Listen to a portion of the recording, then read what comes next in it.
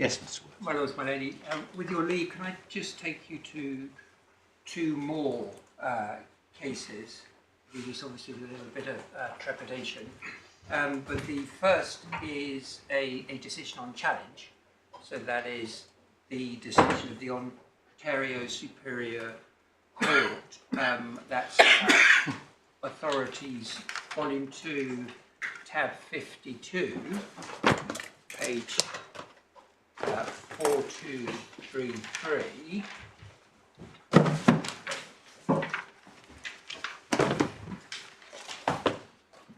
At least, my lord, this addresses the point that this is in a context where it obviously matters very much whether it's an issue that goes to jurisdiction or admissibility. And if I could ask you to turn to 4235, paragraph 4, you see the limits of the court's jurisdiction set out in Article 34 of the Model Law, and the essence of that, if I can ask you to read to Roman 2, is the essence of the substantive jurisdiction test before you today.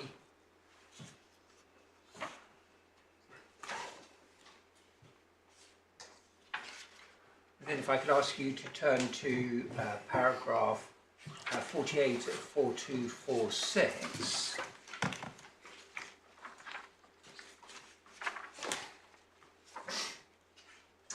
Claims launched under Chapter 11. It alleged that measures taken by Mexico violated various provisions of Chapter 11. 4 threshold questions must be answered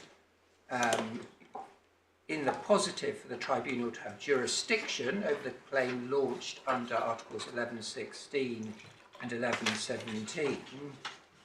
And if I can ask you just to read the remainder of that para.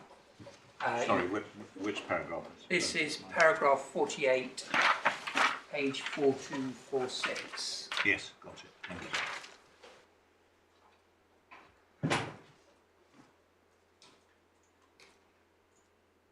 So this is the reviewing court treating as jurisdictional Article 1101(1) NAFTA. And I should say, as I recall, this wasn't a case in front of Mr Justice Foxton. Then if I could ask you to turn to page 4248, you can see the same basic point. If I could ask you to read paragraphs 56 and 57.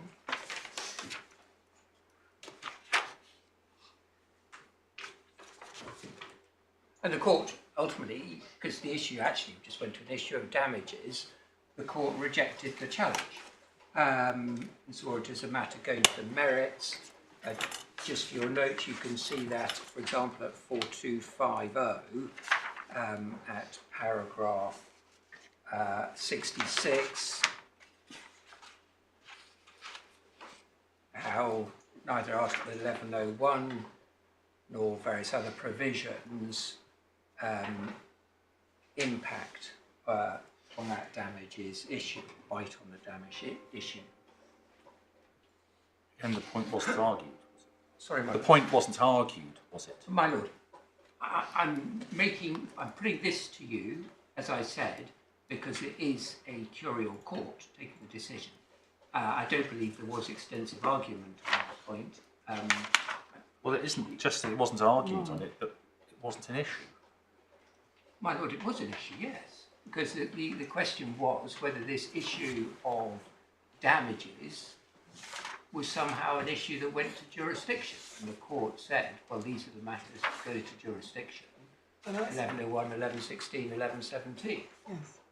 But it's not the same dispute as the one before us. My lord, my lady, no. No, I'm not putting it to you in front for that reason. I'm just putting it to you as an example of a domestic court, which is looking at the issue of Article 11011, finding that it does go to jurisdiction. I can't work out of the four questions. The four questions set out in paragraph 48, were they agreed to be the 4 questions, or was that a decision made by the judge?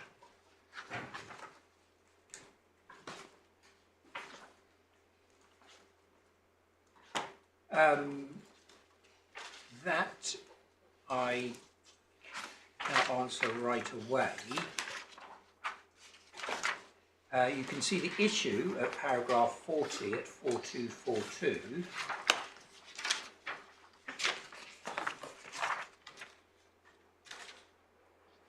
There's specifically a jurisdictional issue in relation to the award of damages.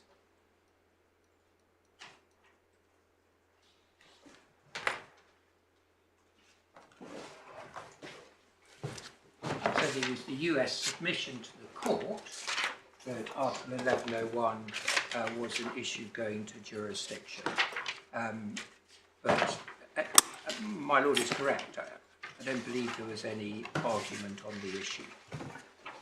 The question they were looking at damages, which is an issue under, which couldn't remotely be said to be under 11.1.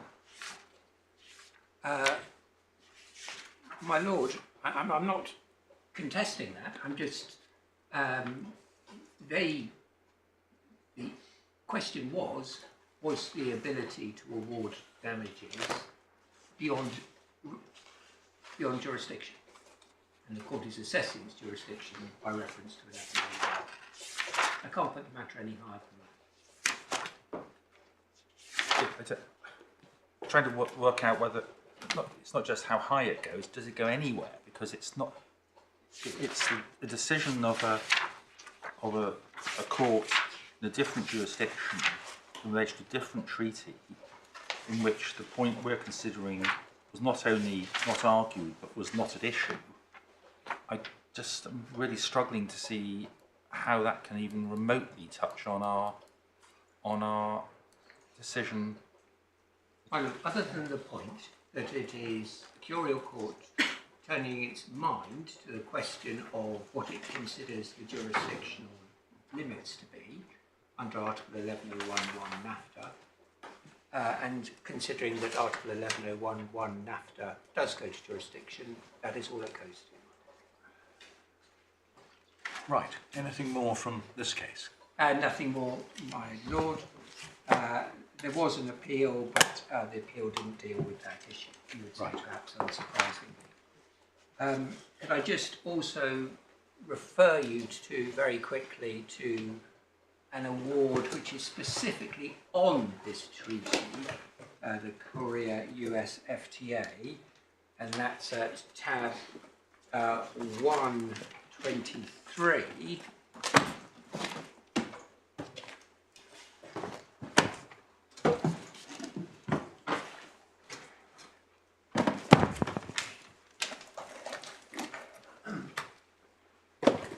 Sorry, what tab? Volume 1, tab 23. Oh, missing.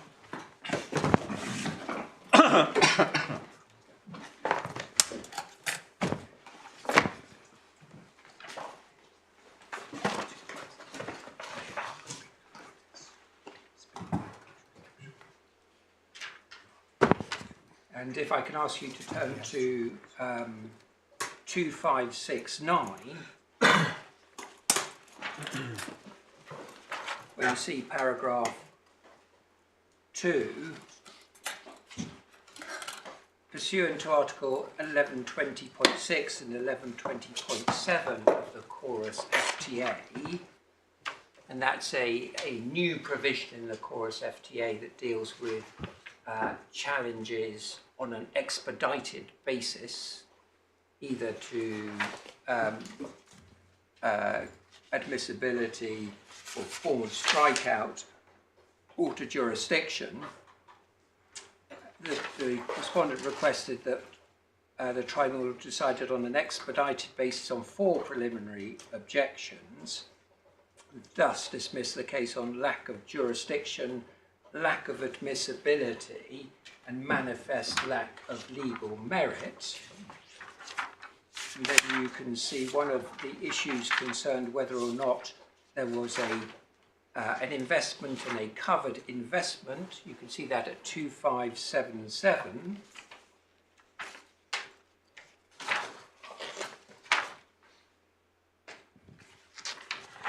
And then you can see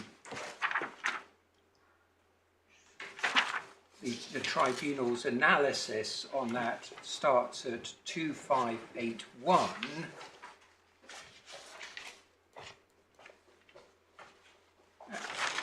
As to whether there is a covered investment or not, and the conclusion is at 2596.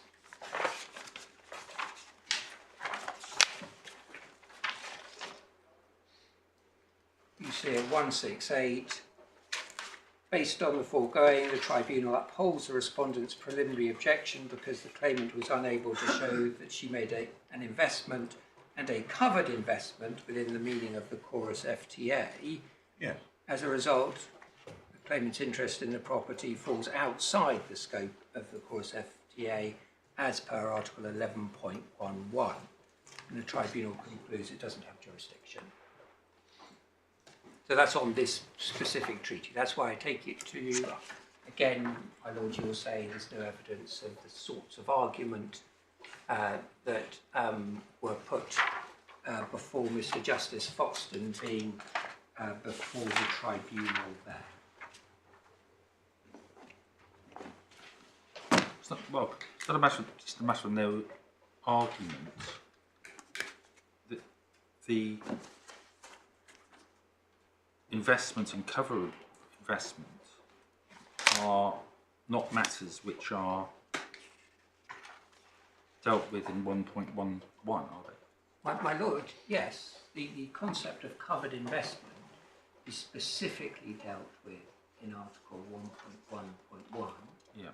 And it's not to be found in 11.16, save with regard to the proviso concerning the investment agreement. Well, is that right? It may not be found expressly, but when you work through it, is it not covered? When you work through the operative provisions? My lady, in fact, no. Because if I can turn you to the provision that I suspect you have in mind. So if I can ask you to go to core tab 9.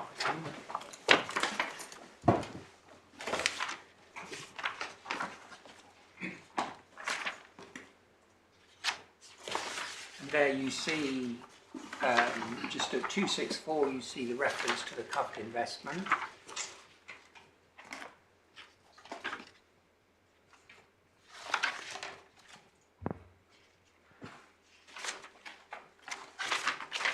And then at 273, Article 11.16, submission of a claim, and you see the claimant.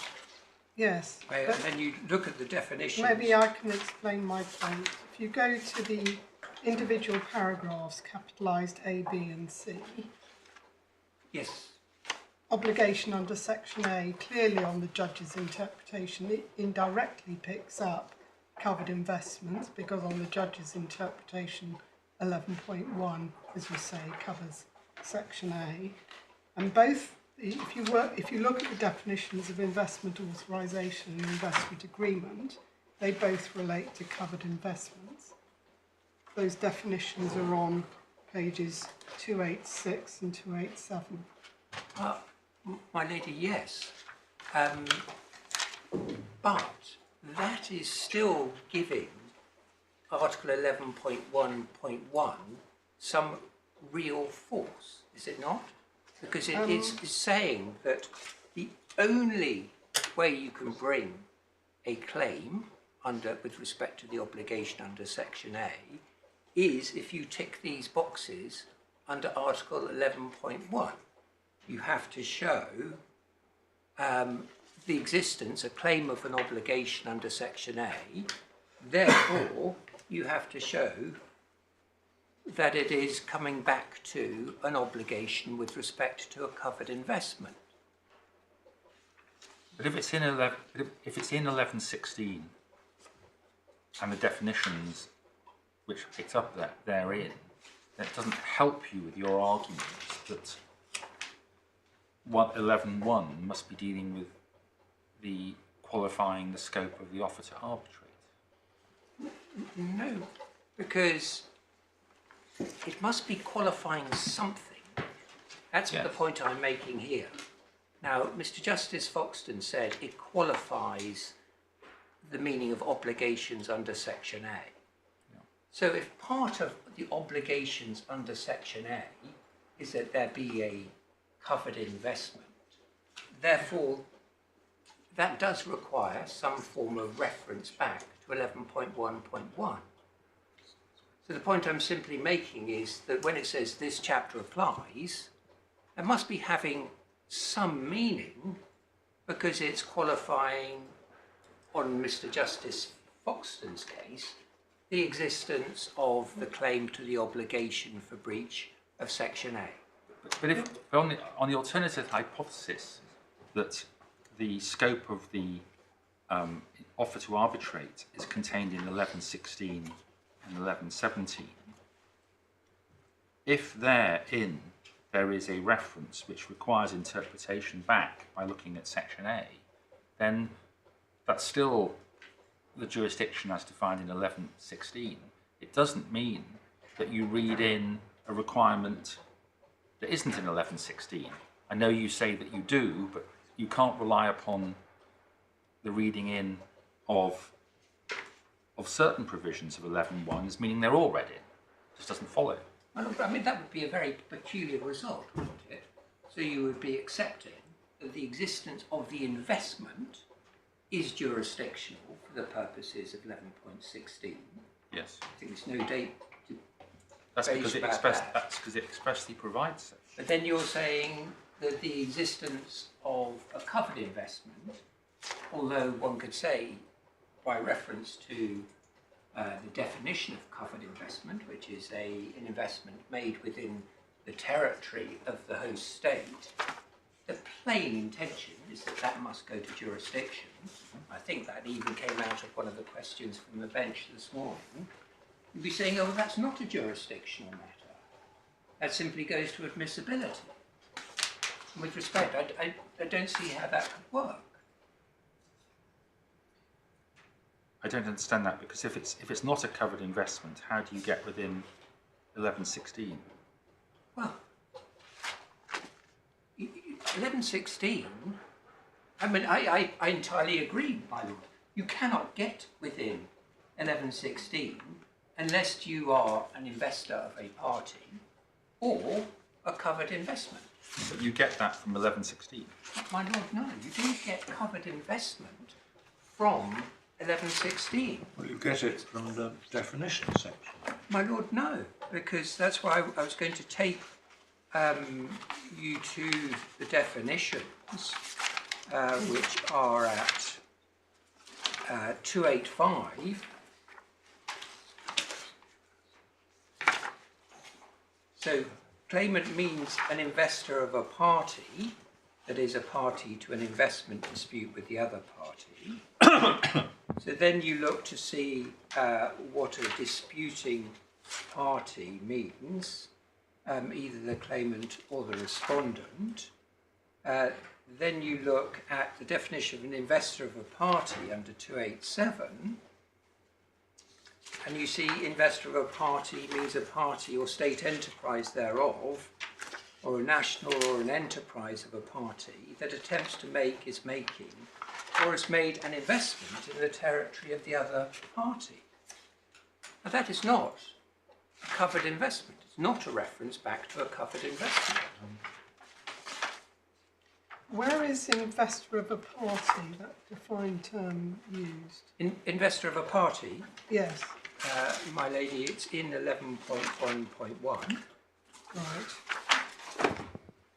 Well, it's investor of the other party, sorry, but Well, doesn't quite work, does it? In the case we've just looked at, wasn't it? The claim was for breach of an investment agreement. But the investment agreement is a term defined on page 286. So that point doesn't involve 11.1 at all. No, my lord, the point I am making is that within 1116, although there is the concept of the investment, which everybody accepts as being jurisdictional, there is not globally the concept of the covered investment, which again must be jurisdictional. You see it referred to in the definition of an investment agreement. I absolutely take that. But you don't see it in the definition of investor of a party. So we say, well, it is a point, my lord, because the existence of a covered investment is something that classically goes to jurisdiction. And that would classically go to jurisdiction as a matter of Article 11.1.1.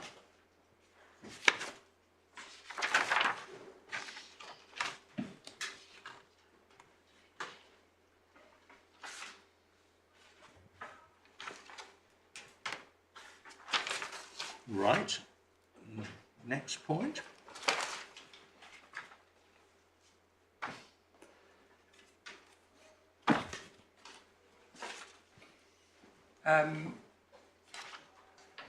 My lord, I was then going to go to the issue of the further documents. Yes. I think it might be useful to take another look at those. Then I want to come back to some other issues of interpretation of the way the judge approached, particularly this division between Section A and Section B. Can I ask you then to turn to the US diplomatic note at application bundle 4.1, and that is page 42.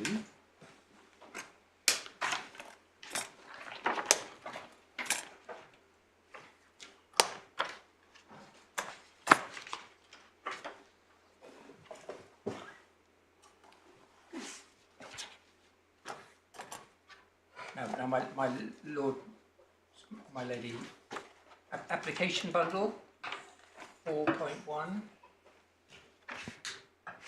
Sorry. Too many bundles. Always the case, my lord.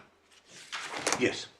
Now, you've already seen this, and quite correctly, you tired of me reading it out. But can I just draw your attention to what the US is saying at the bottom, or from the middle of page 3, where it's saying it's stated in numerous NAFTA arbitrations that the NAFTA parties consented to arbitrate only those claims within the scope and coverage of Chapter 11.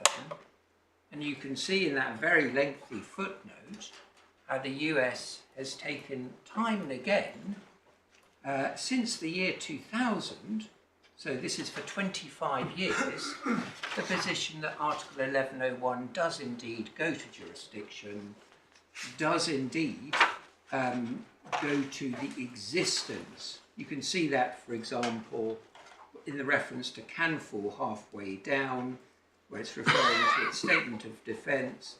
As a tribunal in the Methanex case has observed, Article 11011 is the gateway leading to the dispute resolution provisions of Chapter 11. Hence, the powers of the tribunal can only come into legal existence if the requirements of 11011 are met.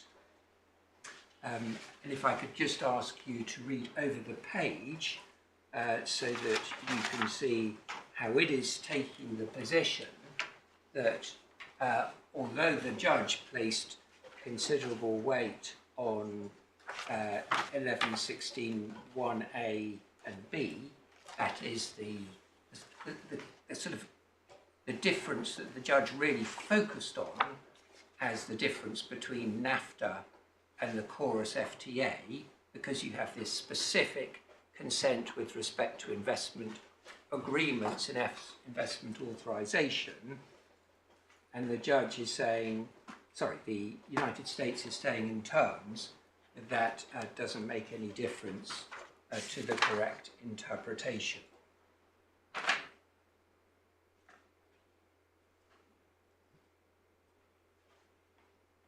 Now, that is not just the position of the US with respect to the wording in NAFTA. And again, I'm taking you to NAFTA really partly to address the judge's, my Lord's concern about shifting the goalposts, but partly because the wording of 11011 is substantially identical. This is also the position of the other two NAFTA parties, that's Canada and Mexico. So if I could ask you to go to volume 2 of the authorities, tab 43 for the Canadian position, and that's at 4013.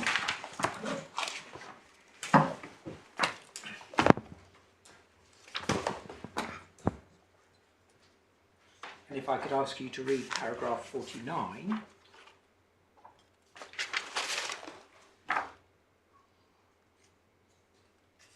If I could then ask you to go to the submission of Mexico in the same case,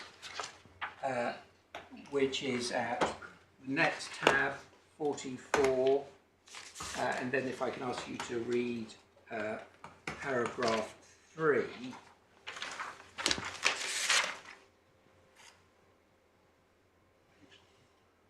Paragraph 4031, my lord. 4031. Yes. And if I could ask you to read the reference there in the footnote that is being placed on the various cases that we've referred to, Methanex, Canadian Cattlemen, and another one, Mesa Power. My lord, this is the consistent position of the three NAFTA states on how correctly to interpret Article 11011.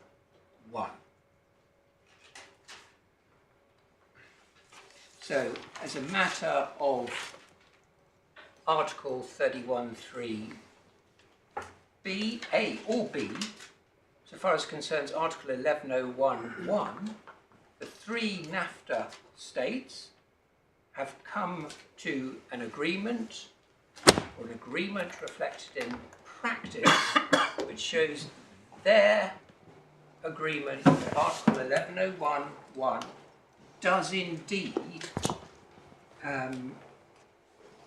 condition consent to arbitrate in the equivalent Section B of the NAFTA. Can we just go back to 4013, the Canadian position?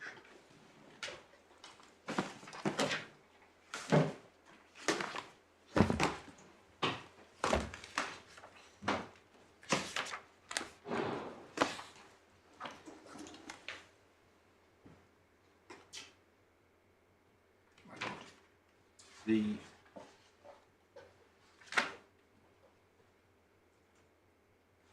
words you rely upon, are in 49, circumscribes the application of the obligation of Section B and of the dispute settlement mechanism. Correct, my lord, yes. Because when you read the rest of that section, it doesn't appear that they're specifically addressing jurisdiction. In 51, for a claim to meet the requirements, it must allege there are no and then it says there are no substantive obligations, Section A, that apply with respect to that claimant and its investments. That's looking at Section A, not at jurisdiction under Section B, isn't it? Well, my lord, if I could then you ask you to look at paragraph 55. which is where that passage concludes, Articles 1101.1, 1116 and 1117 therefore set a temporal limit on a tribunal's jurisdiction. And But that's not looking at, that's looking at something else, isn't it?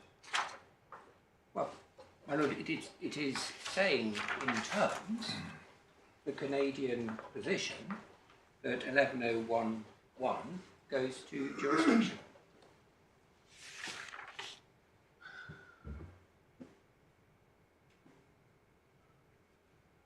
Thank you.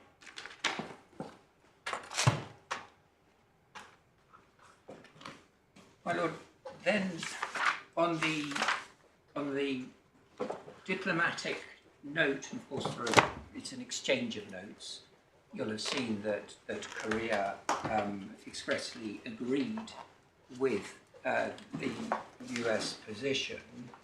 There is this point that is plainly troubling my lord as to whether this is a shifting the goalposts case. We say, Well, is it how do you get past Ladd and Marshall? You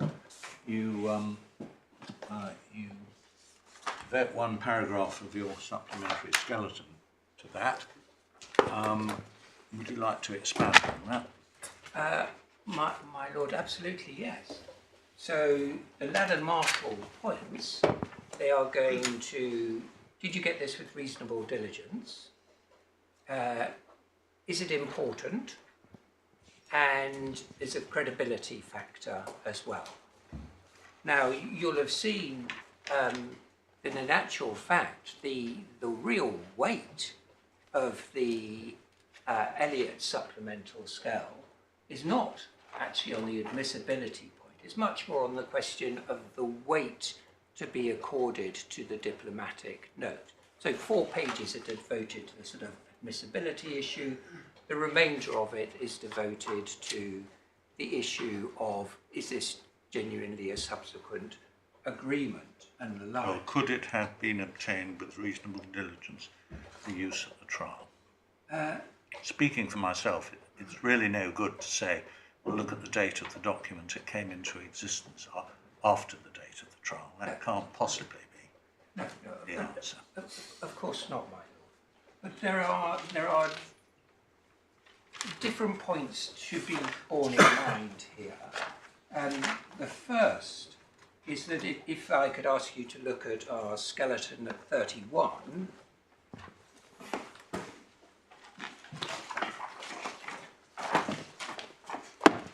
that's tab 1 of the application bundle.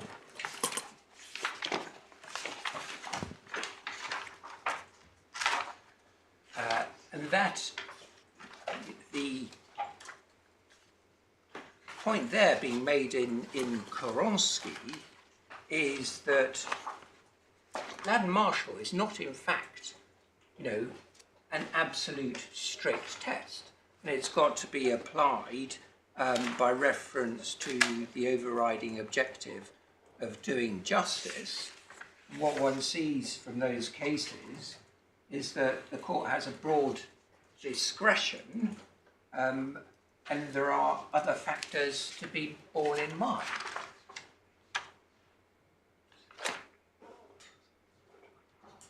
Is there a public interest factor?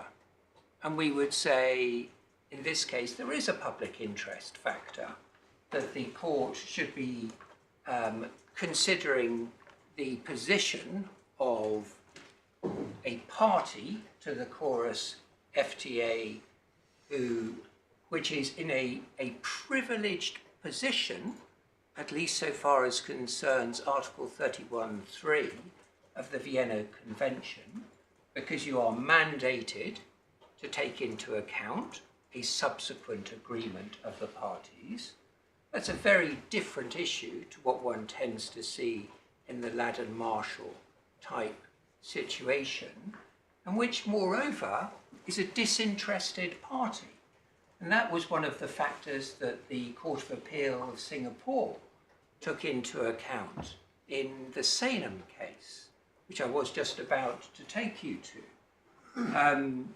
because you can see, perhaps I should take you to it now, at paragraph 30 of Sanum, and that is at volume 2, authorities 54.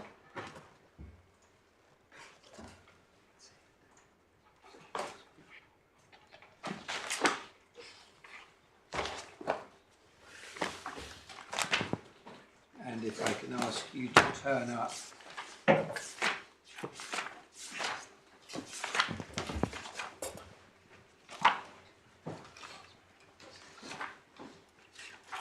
um, 4306,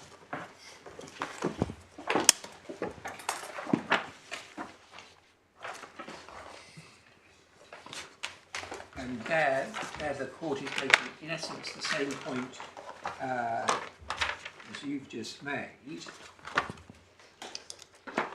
at the document that had not yet come into existence, cannot possibly have been produced at that stage.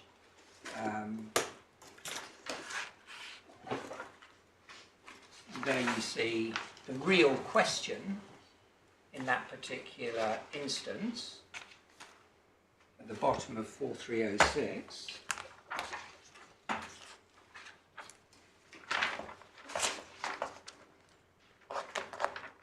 Whereas here the evidence sought to be adduced on appeal originates from a non-party that is under no legal obligation to provide the necessary evidence, the court will be more inclined to allow the new evidence to be admitted.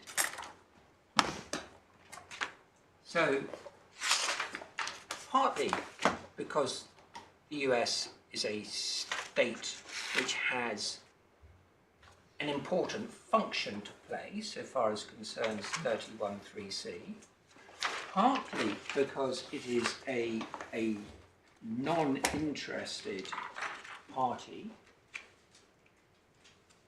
we say there are factors here that would feed into how you approach and apply Ladd-Marshall. Now you have the very curious point we would submit is being made by Elliott, that somehow the US is an interested party, and it's been referred to as a litigant at various times in Elliott's skeleton. We say that makes no sense, it's not correct. But in actual fact, what the US is doing here is taking a position against its own investor. So it is saying, in actual fact, so far as concerns Elliott, we don't accept the position that's being made on Article 11.1.1, our own investor. Well, it is offset against that the fact that it's a bilateral treaty that works both ways. I mean, you can't deny that the US may have an interest in narrowing the scope or broadening the scope of what is jurisdiction. But my lady, surely an answer to that is that there isn't any broadening going on here. What you have is the consistent practice of the United States going back to 2000, so far as concerns the materially identical wording of the NAFTA. But it seems to me that's your key point. And most of the rest of the material just evidences that. My lady, yes, it is a key point. It was a key point so far as concerns Sanum, the Sanum Court of Appeal decision,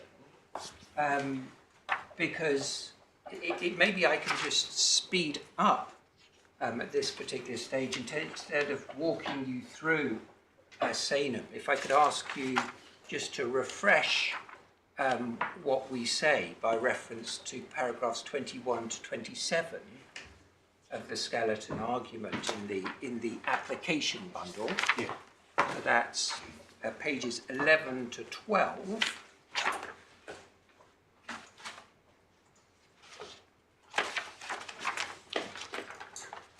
Paragraphs 21 through to 27, please.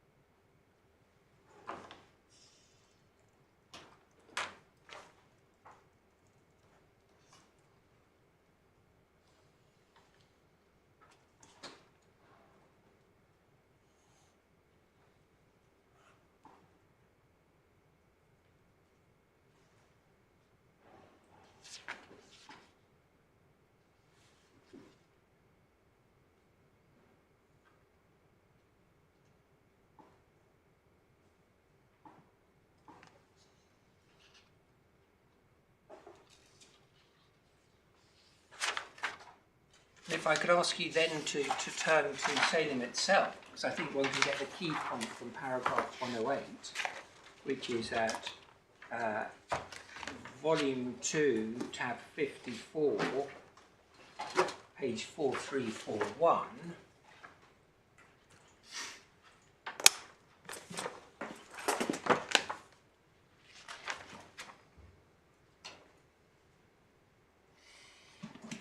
Now, judgment, there is a spectrum of possible positions.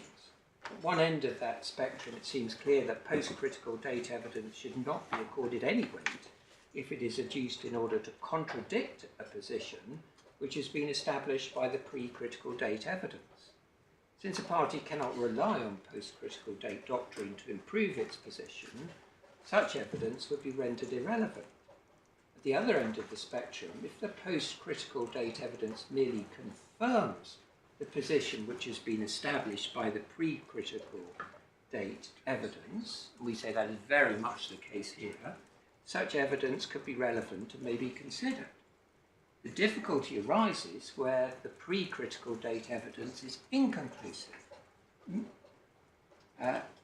In our judgment, it is possible to admit post-critical date evidence in such a situation, but we consider that special attention should then be given to the weight that should be attached to such evidence. Greater weight may be placed on such evidence, for example, if the content of such evidence demonstrates evidentiary continuity and consistency with pre-critical date evidence. Forgive me, we've got to distinguish here between what I understand they're considering here, which is matters of international law, and our domestic procedural law, which is what we are, I understood, focusing on, which is whether or not this should be admitted, whether fresh evidence should be admitted. And we don't know what the procedural rules were governing the admission of this as a matter of domestic law, do we? You can see, perhaps if I could just ask you to turn back a page to 102, 103, there the court is considering that issue. We're not considering an application to adduce new evidence in the sense that it postdates the date when application was made to start the arbitration, or even postdates the decision of the tribunal. That would be the position if you had tried to get this exchange of notes in, if it had taken place before the hearing before Mr Justice Foxton. The Loudon Marshall point here is that if this was going to be adduced, it should have been adduced at first instance. My Lord, precisely yes. Yeah. That is the same issue as the Court of Appeal is having to consider in Salem, because there are two sets of note verbals. There is a 2014 set of note verbals, which predate the decision at first instance, and then there is a 2015 set of note verbal, which seeks to adduce into evidence following the first court's decision. So in fact, it is on all fours with what's happening here.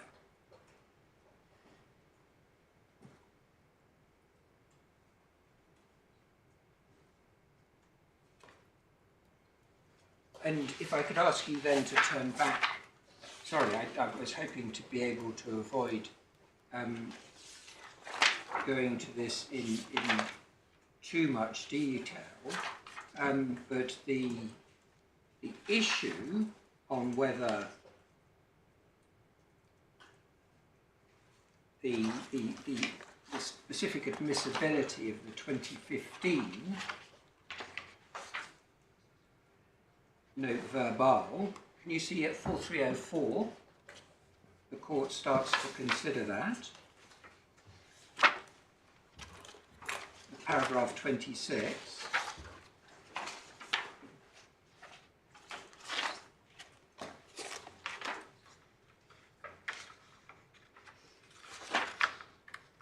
then you see over relief our decision whether the 2015 note verbals should be admitted. You see at paragraph 29, Salem is saying no, because none of the Ladd and Marshall criteria was satisfied. And then you see A and B, 2015 NVs didn't exist at the time of the High Court hearing. B, 2015 NVs originated from a non-party to the dispute. The PRC, which was under no legal obligation to provide such evidence, would allow government. And then you can see at 30, it says A and B are the key, are the determinative issues. The real question in such circumstances, and that's the passage I've already taken you to.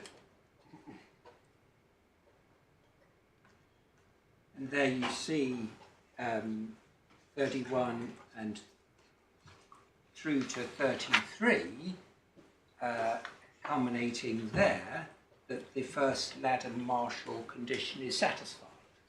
Now, that of course that's the real bone of contention between the parties in this case. Yeah. I don't think there could be any serious debate about importance and credibility. Well, why? I don't see that, because if you're putting your case, as I understand you are, that this evidence merely confirms the position which has been established by the pre-evidence, then why is it important?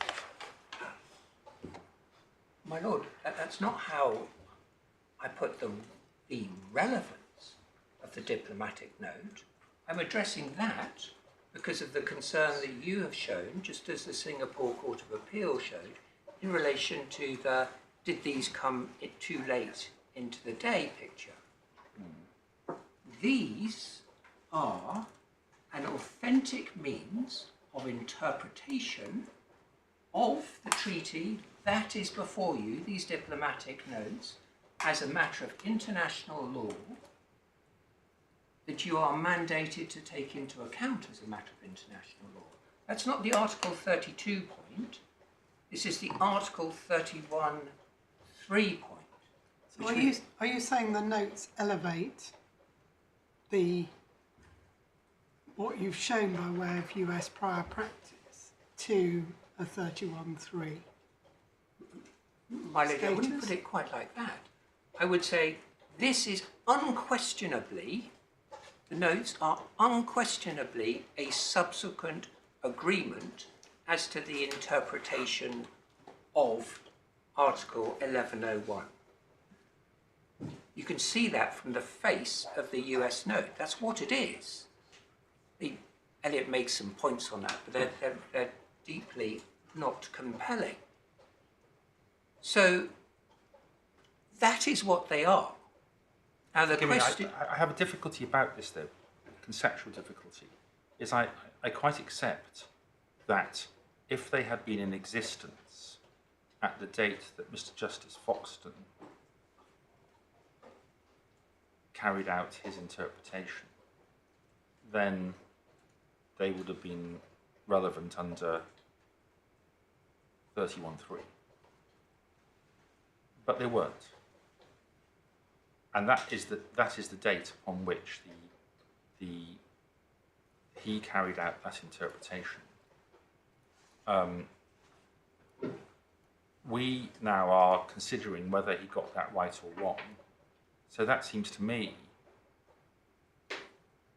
makes the Ladd and Marshall test very important, doesn't it? Because if what's happened is the parties, or in fact, Korea has now gone and sought this clarification from the parties to the treaty, subsequent to that, then is that relevant to interpretation if it didn't exist at the date that it was interpreted?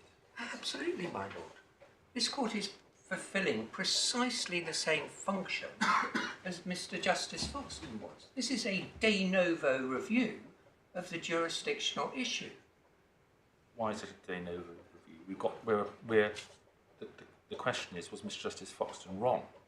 Well, it's still a de novo review, my lord. I appreciate there are limitations, for example, potentially as to Ladd and Marshall, as to the evidence that we put before you, but you are coming to your own minds as to whether there is or is not, or 1101, 11.1.1 does or does not go to jurisdiction.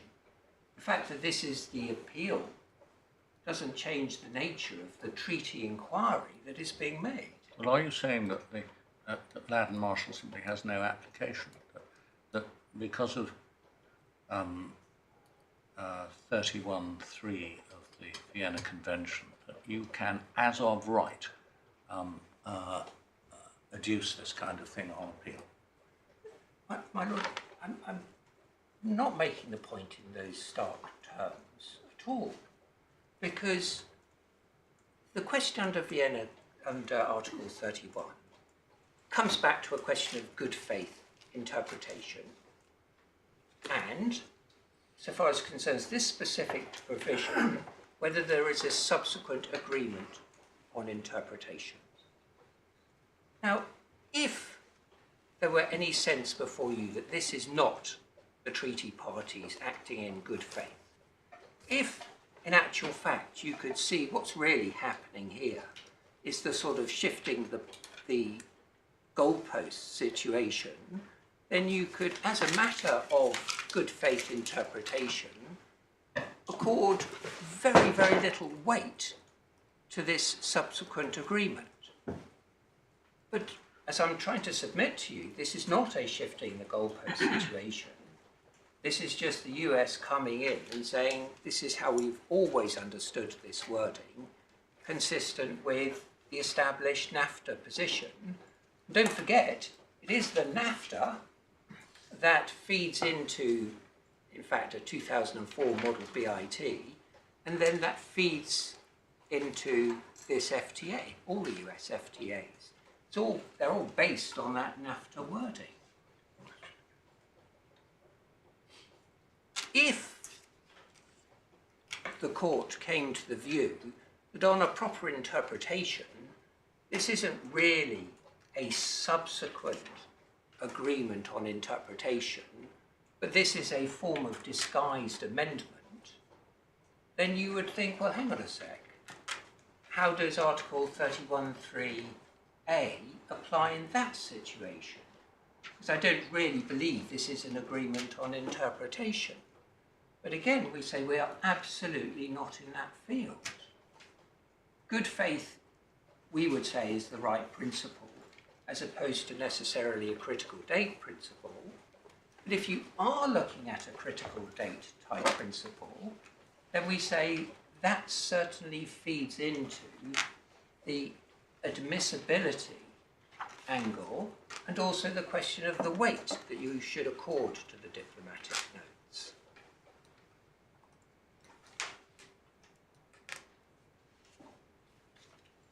Right. Yeah. You covered the supplementary application. Can I just check my notes to see that I picked up on all the points? But I do emphasise that ultimately the view of the Singapore Court of Appeal in Salem, which you can see from going through from 109 to 112, is that in actual fact the 2014 note verbals should not bear any weight at all because they contradicted the existing position.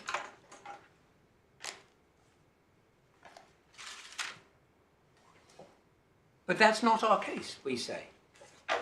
Very strongly not. You can see, in actual fact, when you look at the note verbal, the 2014 note verbals, which the court is considering at 109, 110, after the 2015 note verbal, which I think it just saw as mainly confirmatory,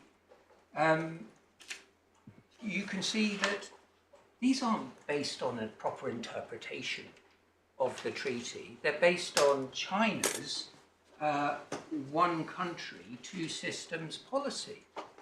In actual fact, the BIT in the case was silent on the issue as to the application of the treaty to Macau. So again, we'd say it's a completely different situation to our case so far as concerns those two note verbal. And can I just refer you in that respect to 56 at page 4317.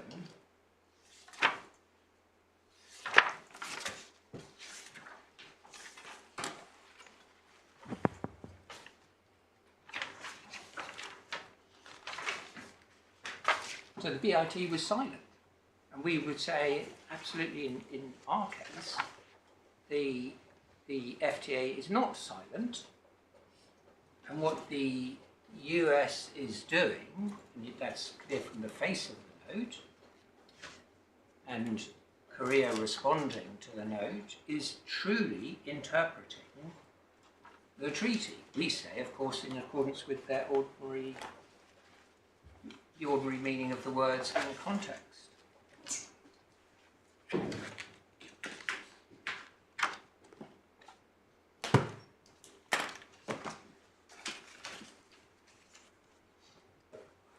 my lord, my learned friends will certainly say, oh, we should have put this in before Mr Justice Foxton, including because they made an application for summary dismissal prior to the hearing before Mr Justice Foxton. But in actual fact, in that application, they made no reference at all to any of the cases that we say are central to how you interpret Article 11.1.1. In other words, it ignored all the NAFTA cases. So our response to that summary dismissal application, which was rejected, was to say, that makes no sense at all. Look how this wording has consistently been interpreted in the NAFTA context. It was only after the decision of Mr Justice Foxton where this acute and entirely new weight was placed on Article 11.16, 1B and C. Those are the two consents to arbitrate with respect to investment agreements and investment authorization, which are not in the NAFTA. It was only after he raised that point, and I should say he raised it, Elliott did not raise it, he raised it on the first morning of the hearing, and then that was highly significant in his reasoning. It was only then that with reasonable diligence it was necessary to seek this additional evidence.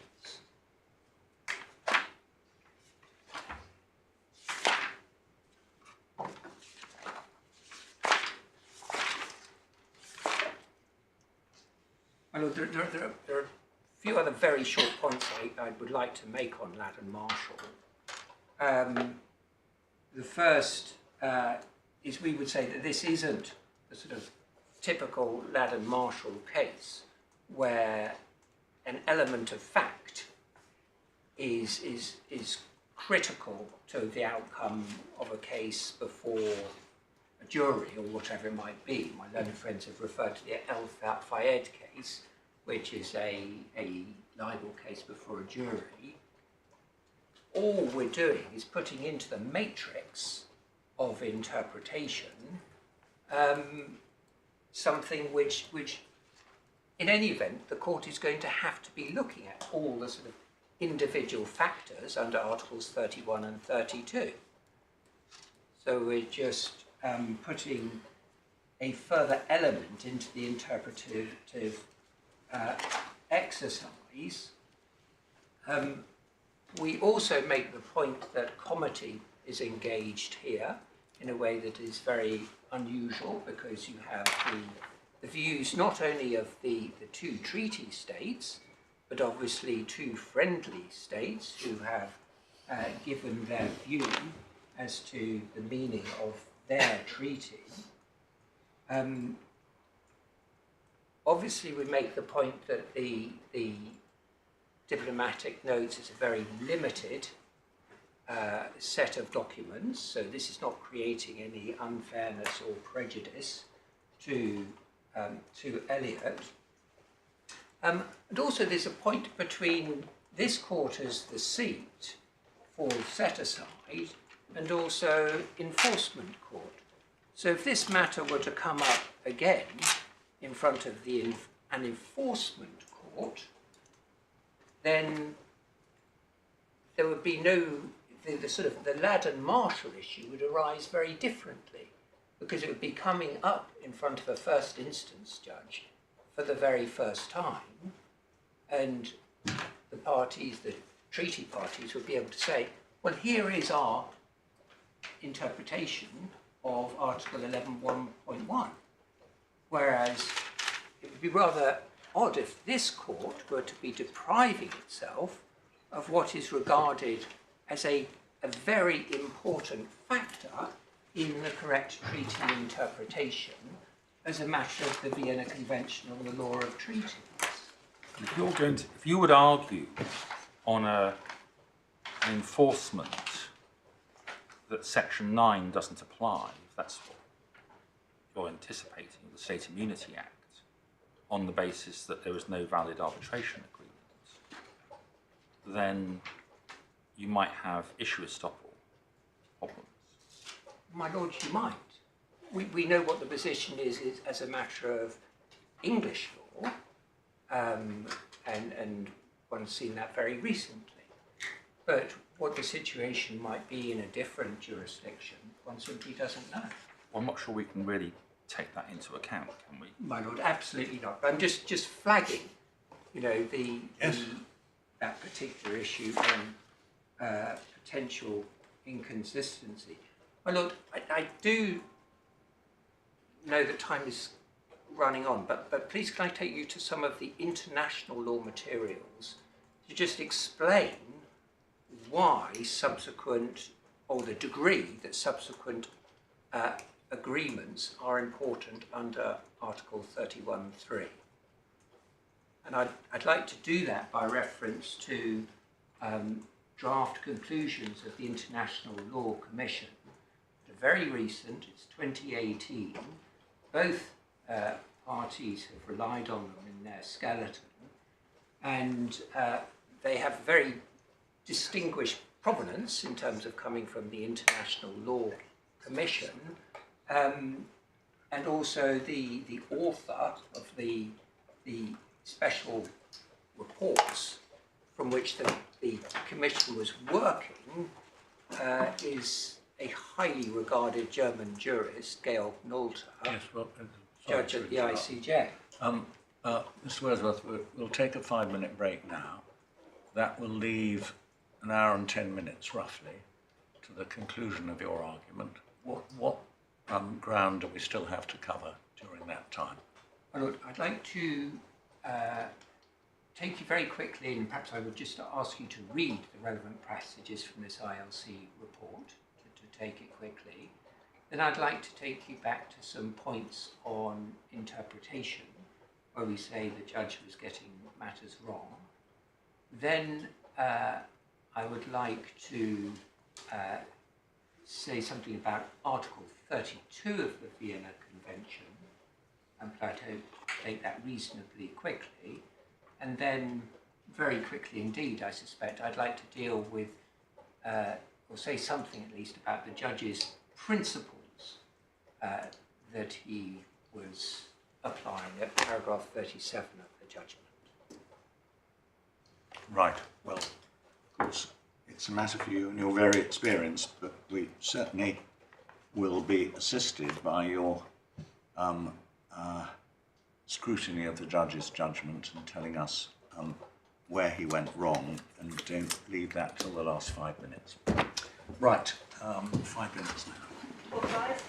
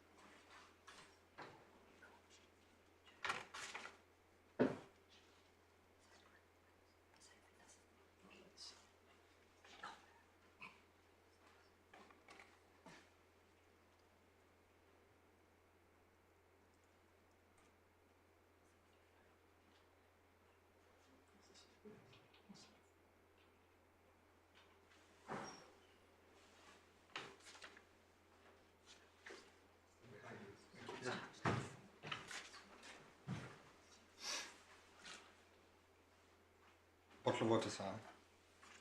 Since you're in and I'm getting out. You want one? I think I've got the. Oh, yeah, yes, got one? please. Yeah, thank you. Yes, anyone's got one. Yes, please. Thank you. Thank you. That's great. Thanks a lot.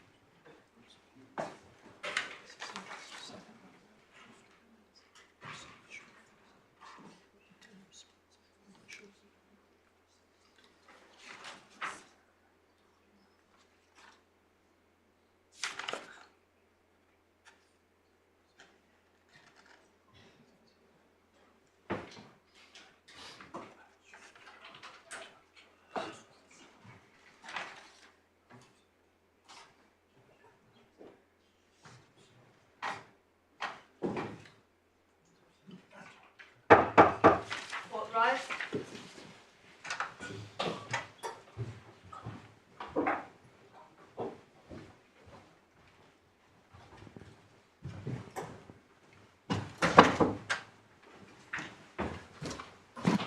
Yes, Mr Wordsworth. My lord, if I can take you then very quickly, ask you to do some reading at volume 3, tab 80.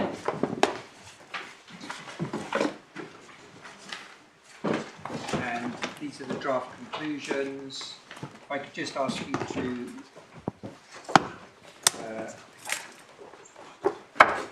read paragraph 4 at the top of 5468.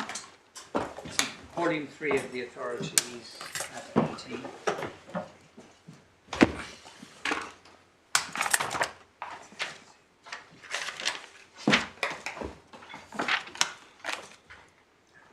If I could just ask you to read paragraph 4 at top 5468, just so you see why these draft conclusions were drawn up by the International Law Commission.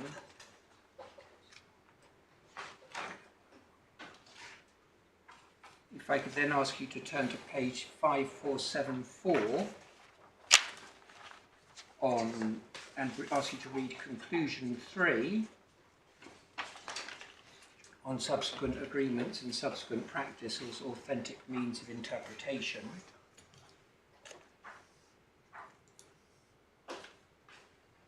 If I could then ask you to read paragraph 3 overleaf.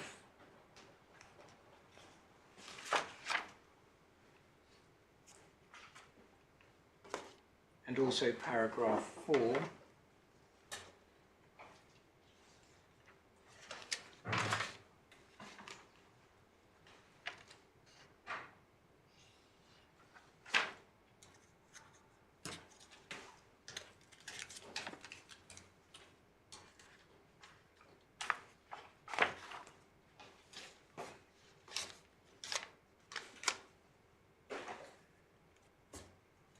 If I could ask you then to look at conclusion 4 at page 5478.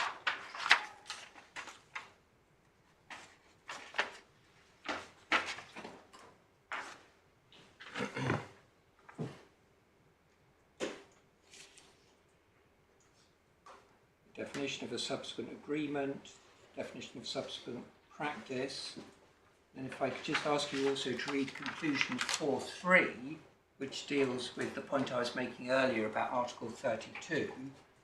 A subsequent practice is a supplementary means of interpretation under Article 32 consists of conduct by one or more parties in the application of the treaty after its conclusion. No, we're looking at 4.1 rather than 4.3, aren't we? You are focusing now on 4.1, please, my lord, yes. I just wanted you to note 4.3 in passing on Article 32.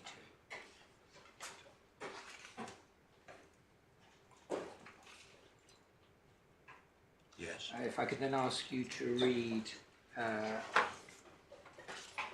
paragraph 10 of the commentary at 5481.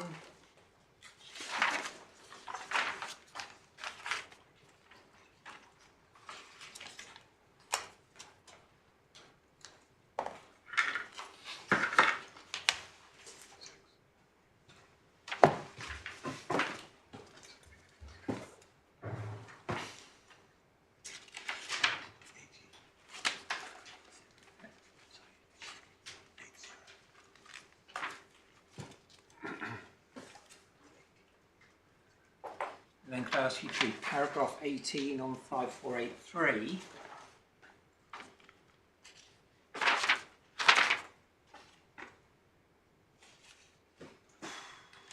This is dealing with the sorts of practice that can make up a subsequent agreement. The point there I just wanted to note is how statements in the course of a legal dispute can constitute subsequent practice. We would say no question at all that the practice that we've seen on NAFTA establishes subsequent agreement as to interpretation on 1101.1. And then if I could ask you to turn to 5521. Albeit the NAFTA authorities don't relate to this treaty. My lady, absolutely not. And I'm not, of course, suggesting otherwise. I'm just relying on the influence the NAFTA wording had, and it being substantially identical. And the sort of the key feature that the judge relied on being the difference in relation to the express offer to arbitrate with respect to investment agreements and investment authorisations in 1116. We say it simply can't bear the weight that the judge placed on that. And can I ask you then to look at 5521 on the weight, conclusion 9,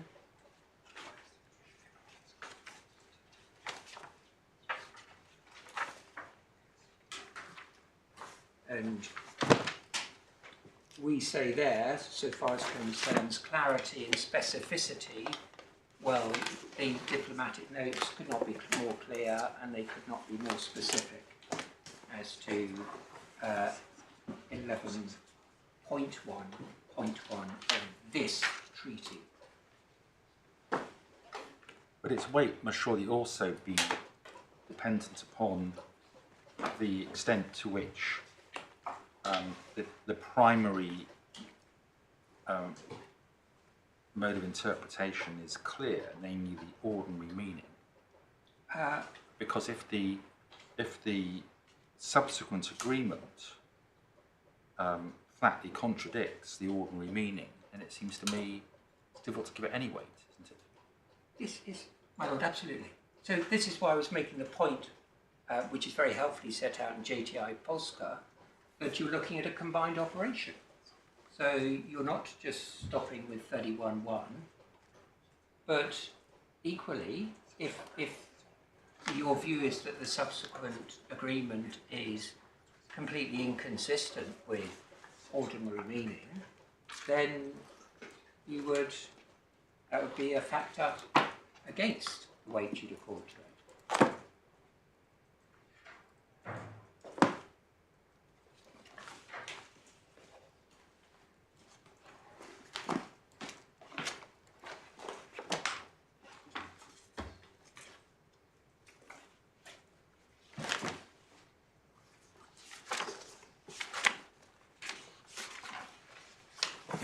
It is quite difficult if you're looking at the ordinary meaning in context in the light of object and purpose. And the object and purpose is in paragraph 2. And you've ascertained its ordinary meaning in that context. Any subsequent agreement, the extent to which that can be helpful or relevant seems to me to be limited to circumstances in which there is some degree of uncertainty or ambiguity after you've undertaken 1 and 2. My Lord, with respect, no, that's not the correct approach. That's why the Supreme Court in JTI Polska and also Muhan are saying very clearly, and this is entirely consistent with all the public international law material, that interpretation under Article 31 is a single combined operation. It's simply not like the English law position where you would stop once you've got to ordinary meaning and then sort of shift the presumption in some way.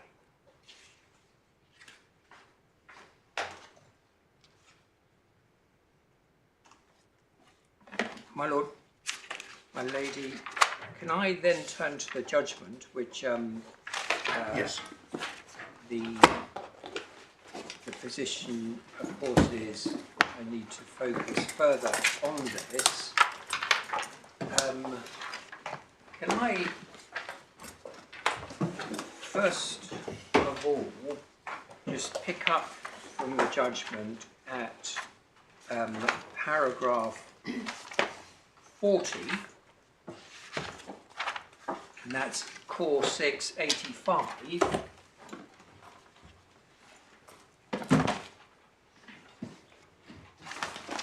And I've already touched on this, so I can be brief here to a point, but I do want to show you some of the provisions of the FTA. Yes. So you see there, the judge is saying Section A is principally concerned with the substantive protections afforded by the treaty. Then there's a reference to Article 11.1.1, which I've already looked at. Then there's the statement, which I've already addressed, which is not correct, that Article 11.2, those provisions are concerned with the substantive provisions of Chapter 11. If you go to page 264 of the FTA, the core bundle, sorry, you'll see that those words naturally include this chapter as a whole. The question of inconsistency at 11.2.1, that must be inconsistency with the chapter as a whole, including Section A and Section B. If I ask you to read 2 and 3, the same points apply. Their natural meaning is to include the entirety of the chapter, including the dispute settlement mechanism. So, for example, at the end of 11.2.2, this chapter applies to measures adopted or maintained by the party relating to the posting bond or financial security, to the extent that such bond or financial security is a covered investment. That must include the consent to arbitrate in Section B. There's absolutely no basis for reading that as just confined to the substantive protections. Same with respect to 11.2.3.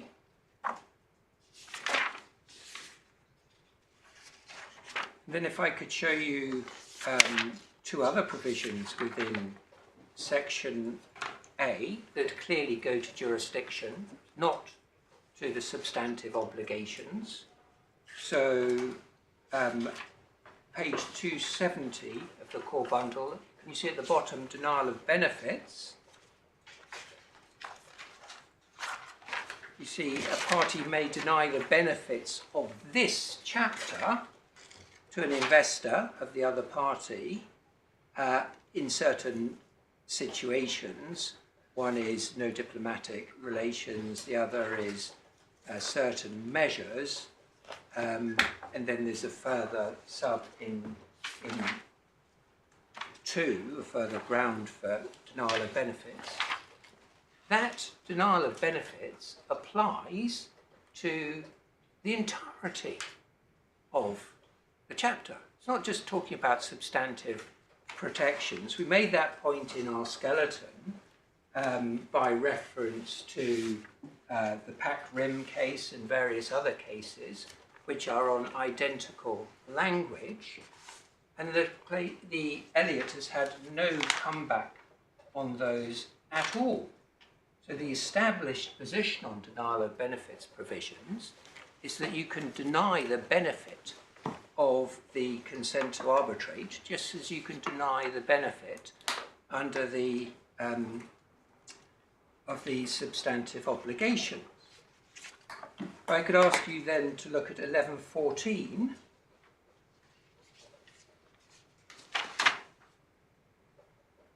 On subrogation.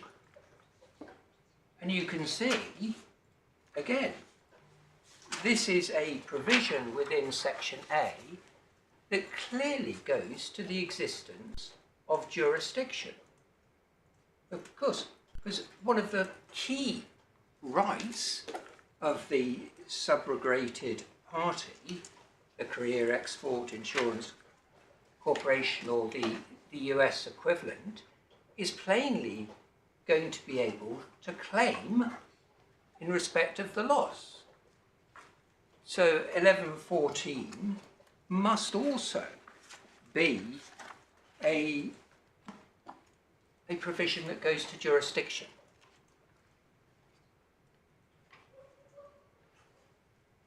Now, why does that matter? It's not just a point to say the judge is wrong at 40 paragraph 3, where he says the remainder of section A sets out the substantive protections afforded by the treaty in respect of investments. So that is wrong as well as sub 2. But it also shows that his analysis of the key consent to arbitrate at Article 1117 is incorrect. And you'll recall I took you to that earlier, and if I could ask you then to turn to page 47 of the judgment, just so to refresh you on the wording there. Each party consents to the submission of a claim to arbitration under this section in accordance with this agreement. Well, you've seen the judge's interpretation. Perhaps I could just ask you very quickly to refresh your mind by looking at 48.2 and the conclusion at 48.3.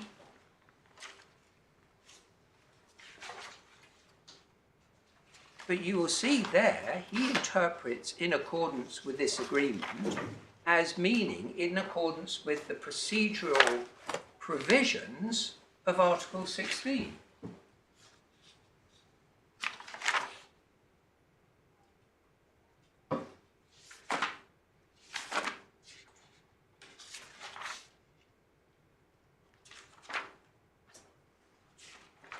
And that can't be right. It can't be right as a matter of ordinary meaning. It can't be right because it's not giving any effet utile, any useful effect to the words in accordance with this agreement. But it also can't be right because in order to identify whether it has jurisdiction or not, the tribunal is going to have to look back at 11.2, at 11.11 on denial of benefits, and at 11.14 on subrogation. So plainly, it cannot be right to be interpreting this as just a reference to this section. And in fact, the tribunal, in order to identify its jurisdiction, on certain occasions is going to have to look beyond Chapter 11. Because if I can ask you to turn to Chapter 13, so page 321 of the bundle,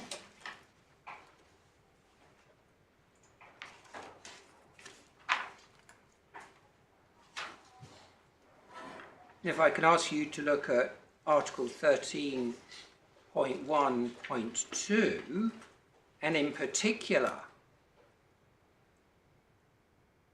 little b, you'll see there is an express incorporation for certain purposes, limited purposes, of Section B of Chapter 11 into Chapter 13. So again, that's an instance of where absolutely the arbitrator, in order to establish its jurisdiction, must look beyond the confines of Section B.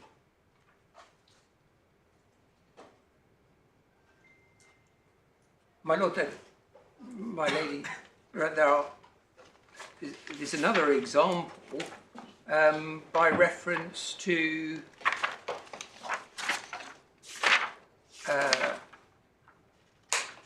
Article 11.2.2,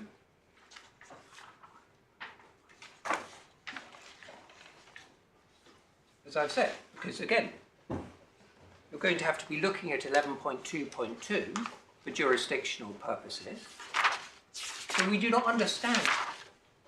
One, we say that the judge misinterpreted Article 1117.1.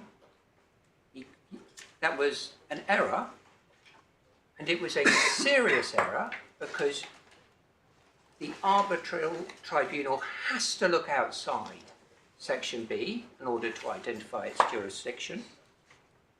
11.2, 11.11, 11.14, Chapter 13, potentially Chapter 12 as well. So why not, we say, Article 11.1.1, which plainly has what are generally regarded as jurisdictional criteria within it, i.e. investors of the other party covered investments.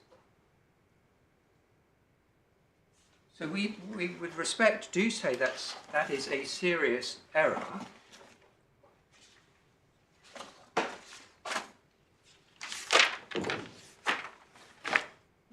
My lords, my lady, if I can take you back to the judgment at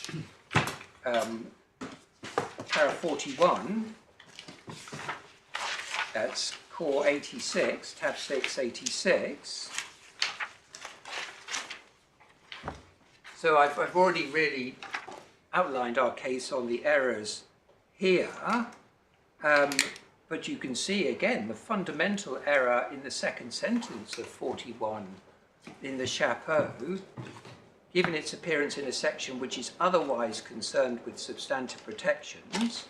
I accept Mr. Particidi's submission that Article 11.11, which is itself substantive in content, can be read as defining the scope of the substantive provisions of Chapter 11.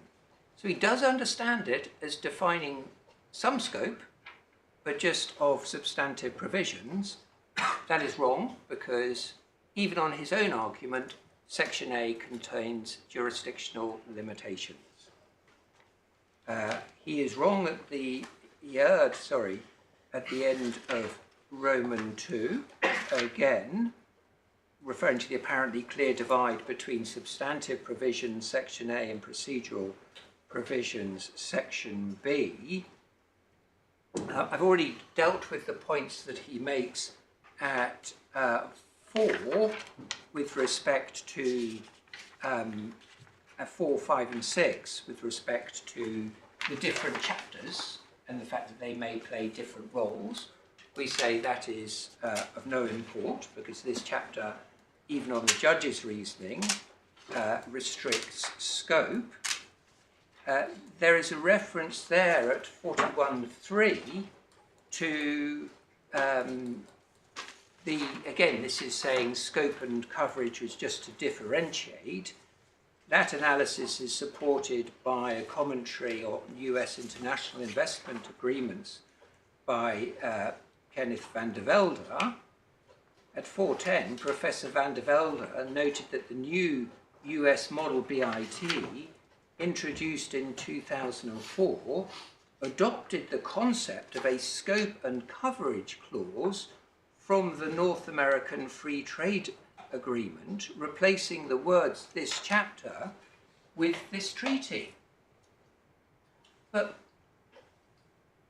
my lords, my lady, that is a point strongly against the judge's interpretation. Because if within the model BIT, the US is interpreting this chapter as meaning this treaty, that means it's plainly a scope of application provision that deals with the entirety of the treaty, not just the provisions on dispute settlement. It may be useful if I take you to that just sort of very briefly, so that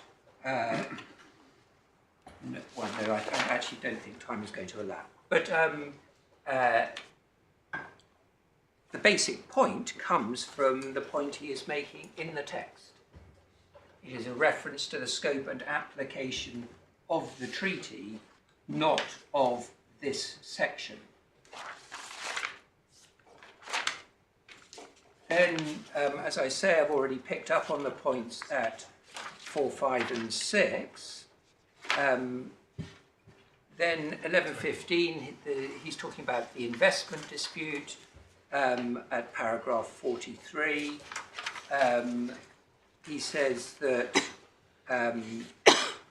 this somewhat surprisingly is not defined. However, there are definitions in section C which help fill out its meaning as I explained below. On the face of things, an investment dispute would include a dispute as to whether the matters in Article 11.11 are satisfied. Well, that argument surely cuts both ways, because equally it would encompass a dispute as to whether jurisdictional criteria as to the existence of an investment or an investor are satisfied. And those are matters that everyone accepts go to jurisdiction. So we say there's nothing that one can get from that. Then you come to what really is the crucial article for the judge, 11.16 at 44, and he identifies a number of noticeable features starting at 45. I've already picked up on some of these points, of course. The distinction between section A dealing with substantive protections, wrong, and section B dealing with dispute resolution is reinforced by the language of Article 11.16. Then there's he's making the point there by reference to the use of the word claimant that there is jurisdictional fibre, is how he puts it, at least at paragraph 37, within 11.16.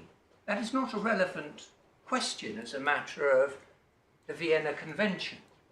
The question is, of course, ordinary meaning, context, object and purpose, subsequent agreement, and so on.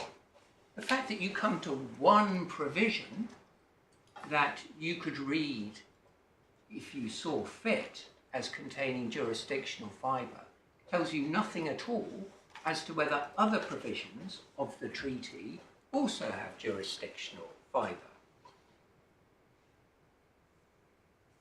Like, for example, the 11.1.1 and its equivalent in the 2004 model BIT, referring to the scope of the treaty instead of this chapter. Now, then there is the highly significant for the judge point at paragraph 46, which deals with breach of an investment authorization or an investment agreement, which is wording that does not appear in the NAFTA, as I've already said. But here you can see the two key points that he makes at paragraph 46, Roman 3. The effect of Mr Wordsworth's submission, which he did not shy away from, is that a claim for breach of investment agreement could only be arbitrated under 1116 if the claimant could also satisfy 11.1. However, the ordinary meaning of the words in 1116, 1A, 1C and B1C is that the contracting parties were offering to arbitrate all claims for breach of the investment agreement. And my lords, my lady, you already have my two answers to that. One, it's wrong by reference to the proviso, which already removes certain claims from 1116 as a proviso within 1116. Two, it is entirely to be expected when you are according a very special treaty access to arbitration that you would have to meet the criteria for application of that treaty. So we say that first point goes nowhere. Then the second point he makes, Mr Wordsworth's submission would also involve disputes under the same investment agreement being determined in two different fora. However closely related they might be if one satisfied the requirements of Article 11.1.1, and one did not, albeit I accept considerations of that kind are of very little moment in the present context. But again, I've already shown you by reference to the proviso that you have this risk of split fora already with 1116. I also explained this morning how common it is to have split fora within the context of investment treaty arbitration and matters that don't fall within the scope of the dispute.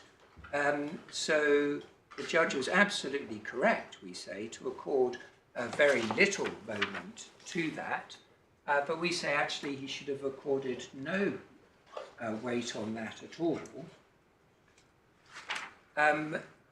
Then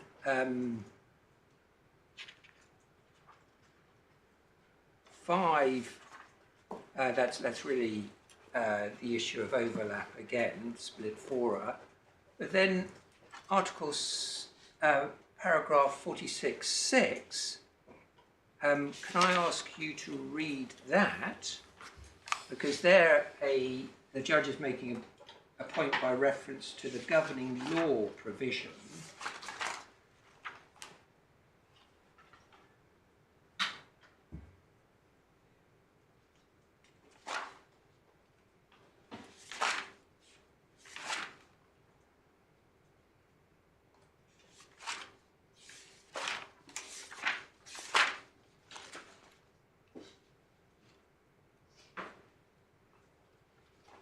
Now,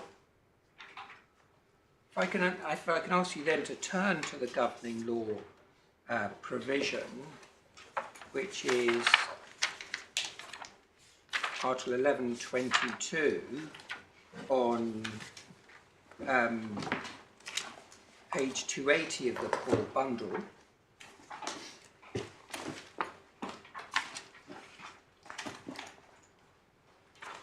And can you see it? 1, subject to paragraph 3, when a claim is submitted under Article 16(1A)(1A) or B(1A), so that's a dispute as to obligations under Section A. The tribunal should decide the issues in dispute in accordance with this agreement and applicable rules of international law. And then you see the contrast that the judge was drawing when he looks at 11.222 and says, well, this is only talking about the governing law of the individual investment authorisation or agreement, and the only reference to rules of international law is rather subsidiary at B2. Now, there is an important error in the judge's reasoning at paragraph 46.6, because it is of course the case that when a tribunal is assessing its jurisdiction by reference to a treaty, this applies regardless of whether it's got a claim under, so far as concerns breach of Section A obligations or an investment agreement or an investment authorisation.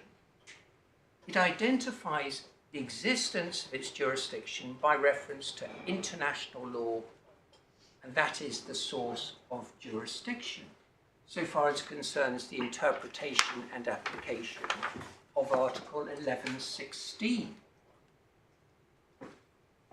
You have to say, for example, is there an investment agreement for the purposes of this treaty? That's an international law question. Is there an investment authorisation for the purposes of this treaty? Likewise. These are international law questions going to the jurisdiction which derives from international law. What Article 11.22 is doing is a different function.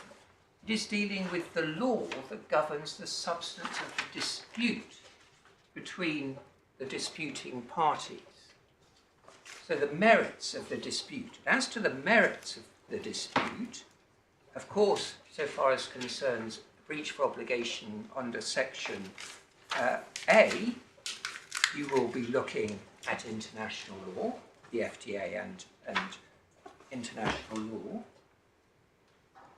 When you're deciding the merits of the dispute under a dispute concerning the investment agreement, then that is going to be decided by reference to a domestic governing law, primarily, and such rules of international law as may be applicable. So we say that this paragraph of the judge's reasoning also doesn't assist him. Then paragraphs 47 and 48 on the meaning of Article 11.17, I've already taken you to. Then there is a question of the nature of the issues at paragraph 50, which Article 11.1.1 can engage. And he's saying, in essence, these can be intertwined with the merits. But the answer to that is, well, there are two answers. One, in the usual case, it's going to be very simple to say, is there a measure, which is a defined term, which is a dispute is precisely what a measure means, but is there a measure or not? Is it related to, is it a measure adopted by a party? Well, that's defined in 11.1.3. So we say in the usual course that's not going to be problematic. Does it relate to an investor or a covered investment? Again, in the usual course, that's going to be fairly easy to identify. There may be cases where one of those issues does require determination of facts which a tribunal might prefer to hear with the merits. But that does not change the jurisdictional nature of an issue. Treaty tribunals very frequently join issues of jurisdiction to the merits. You saw that, for example, in the Methanex case. That did not change the nature of whether the Article 11011 issue was jurisdictional. It just changed how it was suitable for that issue to be dealt with. Should it be joined to the merits? A very familiar situation. It may happen even with respect to the existence of an investment or the existence of an investor or a dispute, or can it be decided simply up front? Is in essence a case management issue, not an issue that goes to jurisdiction. So, my Lord, on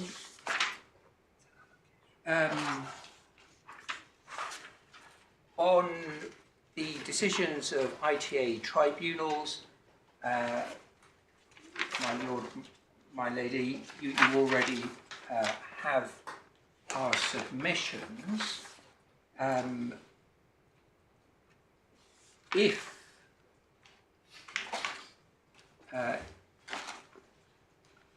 If I could then go on to some of the remaining issues in the short time that remains for me, and one of these is the issue of Article 32, which you see after the judge has considered the NAFTA and chorus materials in the passage that you've seen from 63 through to 65, 66, and then comes on to the question of whether you could look up NAFTA materials under Article 32 of the Vienna Convention. So I emphasise this is an entirely separate point to the 31.3 points that I've been making. Yes. Now, we make the point at paragraph 54 of our skeleton, and that is at the core 3, page 37.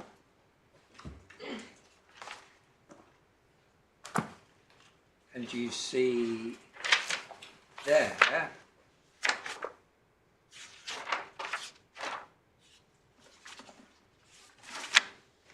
paragraph 54,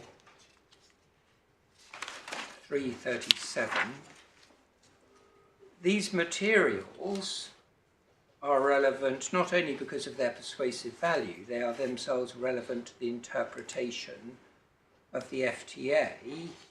Article 32 provides that recourse may be had to supplementary means. The type of material which reference can be made is broad and includes other decisions and also practice by one or both of the state parties, including the positions adopted in litigation and arbitration. Now, when you look at how Elliott has chosen to respond to that, at tab 4, paragraph 51,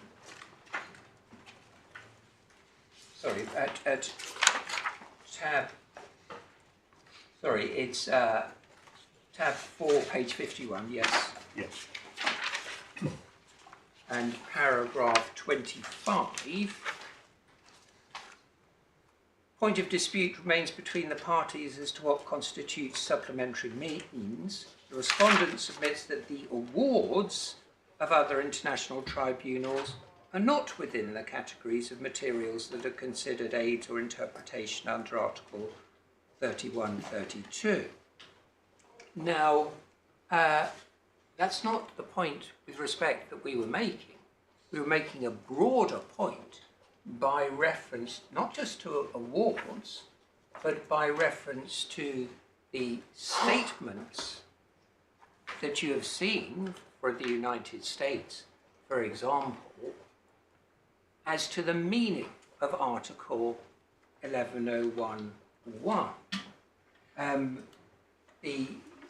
The position taken by Elliott is to say, no, awards don't fit, and it relies on JTI Polska, which I'll come back to you in a moment. But you've already seen Article 32, and of course that's very broad indeed, in terms of just saying recourse may be had to supplementary means of interpretation. That's at tab 63 in volume 3 at 4677.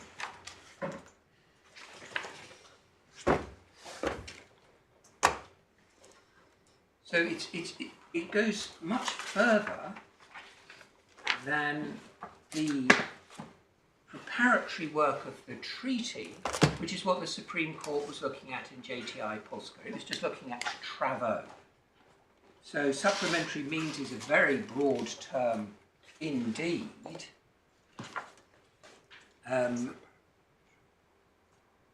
You've heard the travaux is what one is usually engaged in Article 32. Well, absolutely yes, but not universally. So in JTI Polska, they're looking at the travaux and saying, well, the travaux aren't any use to us, really, unless they show some concordance of views. But that's not dealing more generally, we submit, so far as concerns supplementary means, including state practice. And you'll recall that I showed you earlier the passage from the draft conclusions of the ILC. Do you recall, my lord, you asked, saying, well, why are we looking at Article 32 here? I was just vainly trying to save a bit of time by making the point that under Article 32, you can look at state practice, and do you recall that the conclusion says in clear terms of one or more state parties. So you're not looking for concordance under 32, you're just looking generally, is there state practice or not? We say there is much state practice in this case. Now, I think I have enough time, if I may, to take you to a very well-known commentary on the Vienna Convention dealing with Article 32. That's Authority 785385.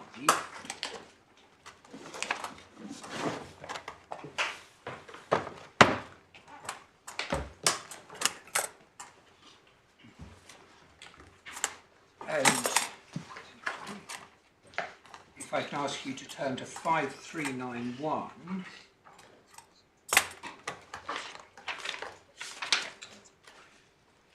There you can see, if I could ask you just to read para 21 of 5391, dealing with the point that they wanted the interpreter to have a wide discretion, but the reference to preparatory works and the circumstances surrounding the conclusion of a treaty, it did not exclude that the interpreter could refer to other means. So, in answer to your question, yes, often one is looking at travaux, but it doesn't have to be travaux or even circumstances of conclusion, which we say would include materials before the FTA entered into force. But it can actually also include subsequent practice, so that's materials that post-date the FTA. So really, if I could ask you to turn to 5395, paragraph 39. So the question is, are there elements existing at the time of the conclusion of the treaty that can illuminate its meaning? The analysis of these circumstances is, according to some authors, a more efficient means than preparatory work to uncover what the intention of the parties was with regard to the provisions of the treaty. So that's circumstances of conclusion.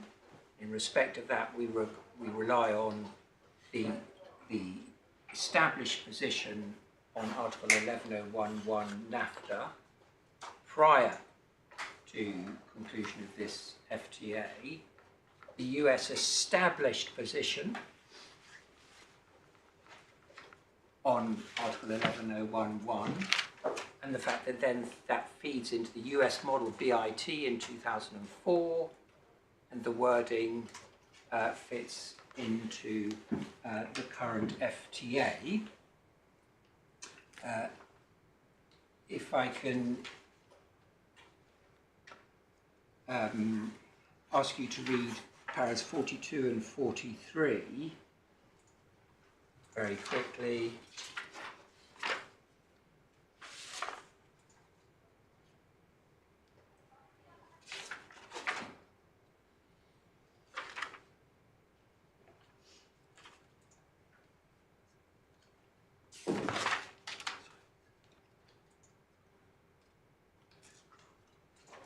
And then paragraph 45,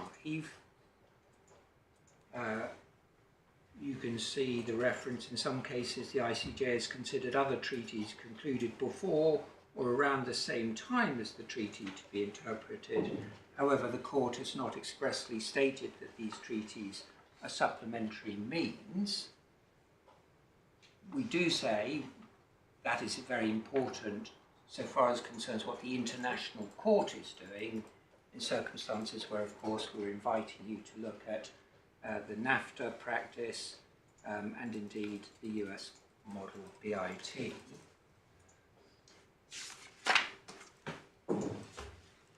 If I could ask you to then turn to tab 79. This is a very well-known treatise on treaty interpretation by Richard Gardiner. And if I could ask you to turn to 5463.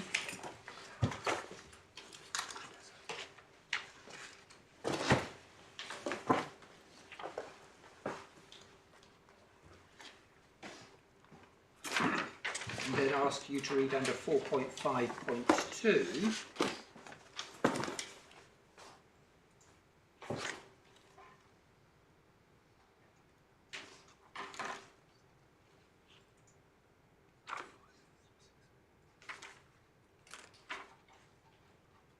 And of course there we highlight the words comparable treaty provisions, substantially identical we say, were part of a line of treaties in some sense linked as such by subject matter.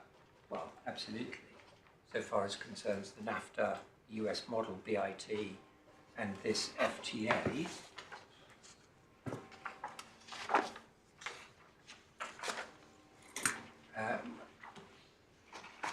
My lords, my lady, I've already taken you to the passage in the ILC draft conclusions that makes clear that you can be looking at subsequent practice and subsequent practice of only one party, and that's a matter that the ILC then deals with in rather more detail than I was able to take you to just by showing that one individual conclusion.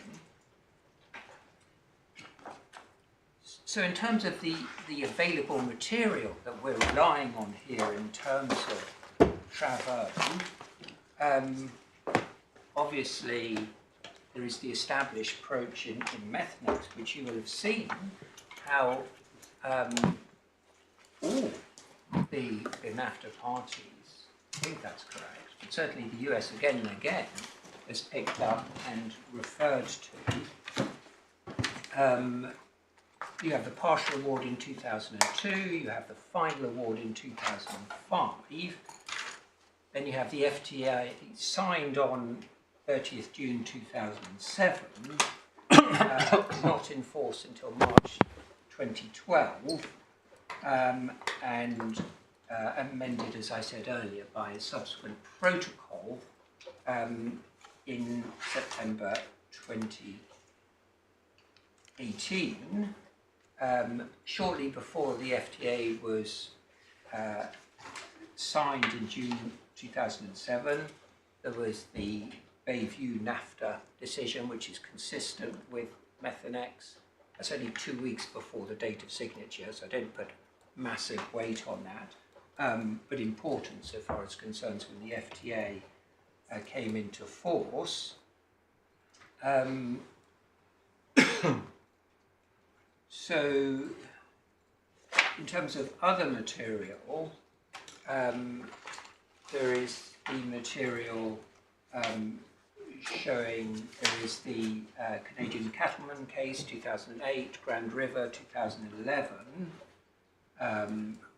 There is the Apotex decision 2013. These are all, you'll recall, referred to by the judge. Yes.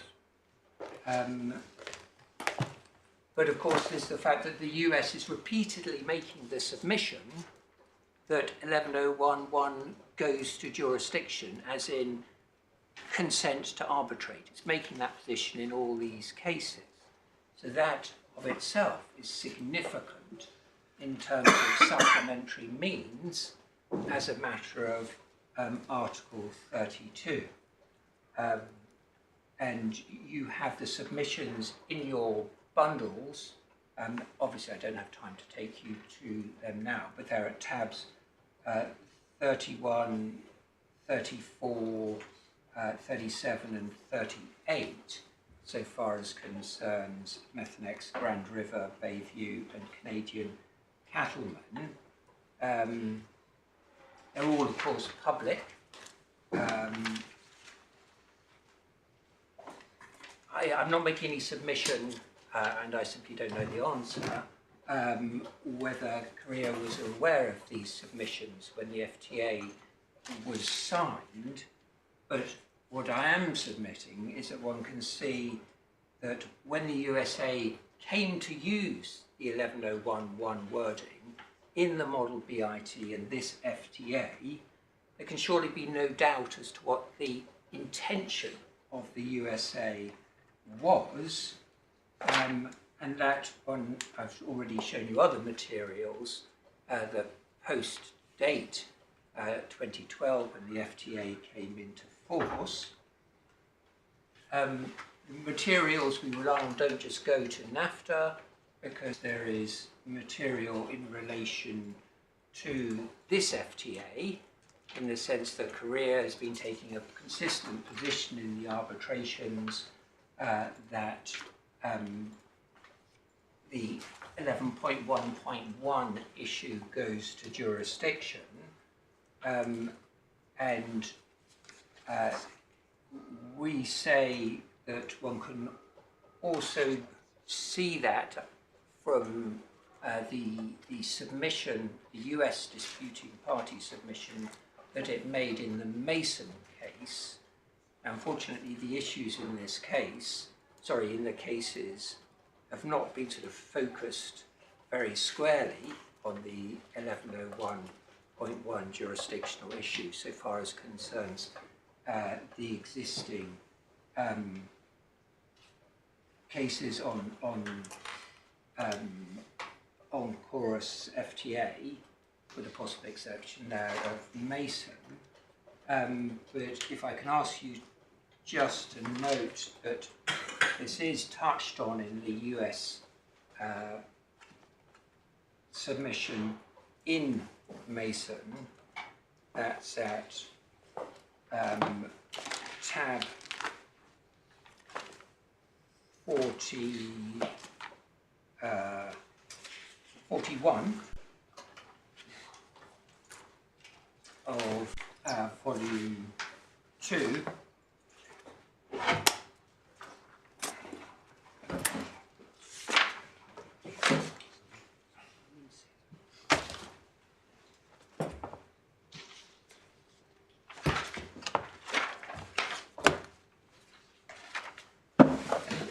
see there's a reference there to the Methodex case, and also the this is at 3965 to Methodex case, and also to the expedited review mechanism that was introduced subsequent to the Methodex case. You see the discomfiture that the US felt after Methodex, even though it succeeded on the jurisdictional point. Arbitral Tribunal constituted under NAFTA Chapter 11 concluded that it lacked authority to rule on the US preliminary objections, that even accepting all of the claimant's allegations of fact, the claims should be dismissed for lack of legal merit. The tribunal ultimately dismissed all of claimants' claims for lack of jurisdiction, but only after 3 more years of pleading on jurisdiction and merits of millions of dollars.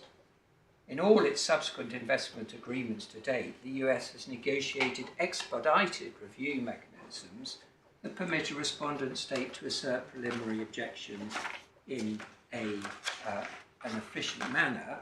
And then there's a reference to 11.20.6 and 11.20.7 of the chorus.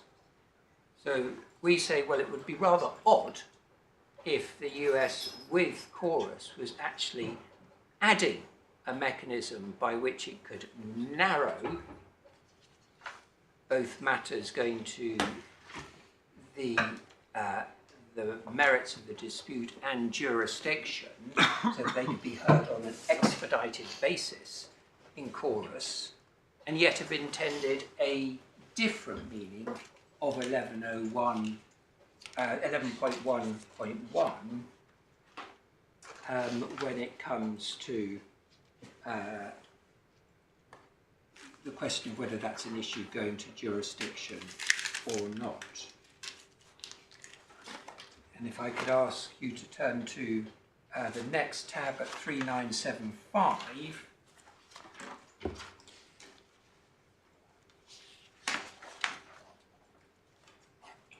Sorry, just over 5 minutes to go, Mr. Wordsworth. Are you sure you want to look at another authority or pleading in another authority?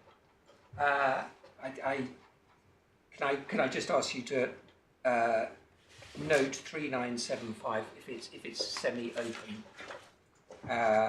and note what the US is saying at paragraph 6 and its footnote 6, where it's referring to the Apotex case and the threshold in NAFTA Article 1101.1. So we just say that this is material that's fitting within the travel. My Lord, I understand completely that I'm running out of time. So can I ask you then to turn back to paragraph 37 of the judgment,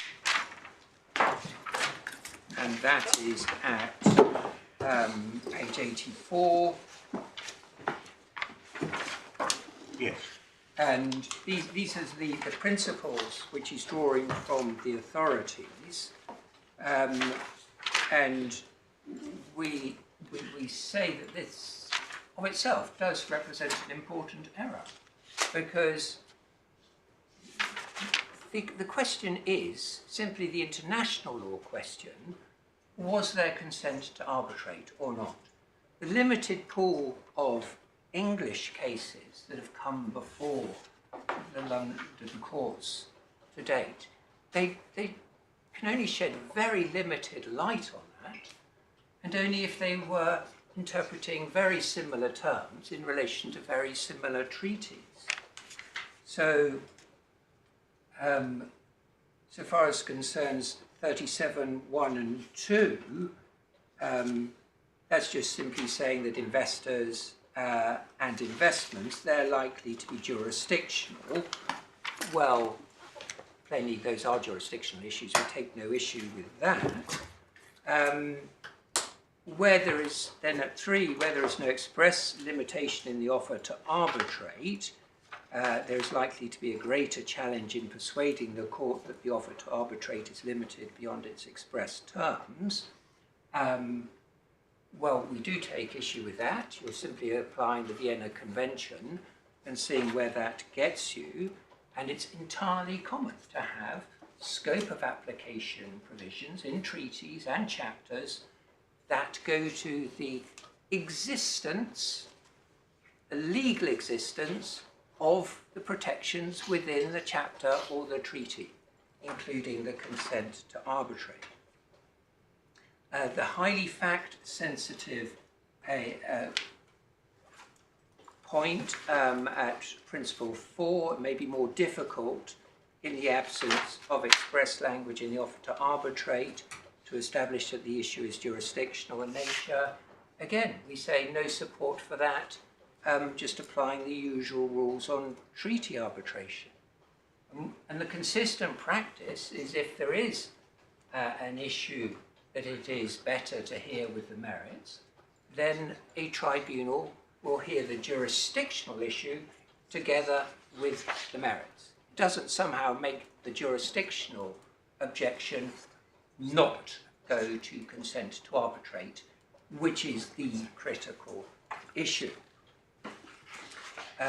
That's a very similar point being made then at sub 5, where determination of the issue said to be jurisdictional would require the supervisory court to determine issues which are integral to the merits, may suggest the issue is not jurisdictional in the section 30 sense. My lords, my lady, Parliament could have legislated in such a way that there were somehow different rules that applied in the investment treaty context. It has not done that, even though in the Arbitration Act, which as you know has recently been amended, there is one specific provision that deals with investment treaties and applicable law. But nothing, no suggestion there that the approach to jurisdiction should somehow be different if you're looking at an investment treaty. You're simply asking the question by reference to the relevant governing law, in this case international law, is there consent to arbitrate or not? And English law principles, we say, can shed really very little light on that at all. Why do you say these are English law principles? Well, that is our understanding. That's certainly also Elliott's understanding, because there is no foundation for these in international law. Elliott has had this judgment for 6 months, and it hasn't put any foundation in its skeleton argument saying, oh yes, that reflects such and such a case as a matter of international law. But when I look at it... But they're drawn from decisions of the English court interpreting treaties as a matter of international law. My lord, yes, I'm not suggesting otherwise. So why are they not? But how can they be principles of international law, save insofar as they go to interpretative issues that come out of the Vienna Convention on the Law of Treaties?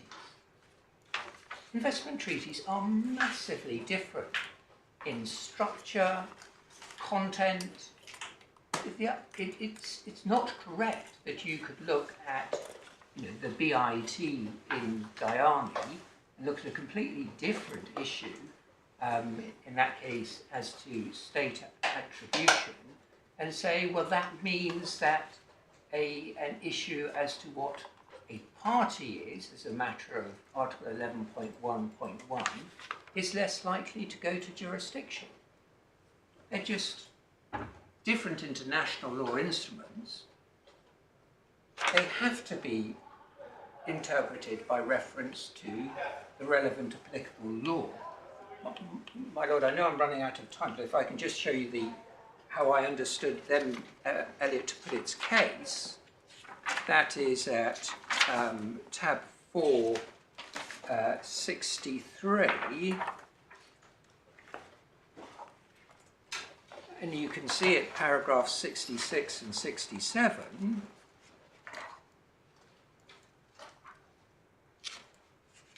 you see our position that the judge's identification of certain principles is flawed, no basis for them in the law of treaty interpretation. This criticism is misguided.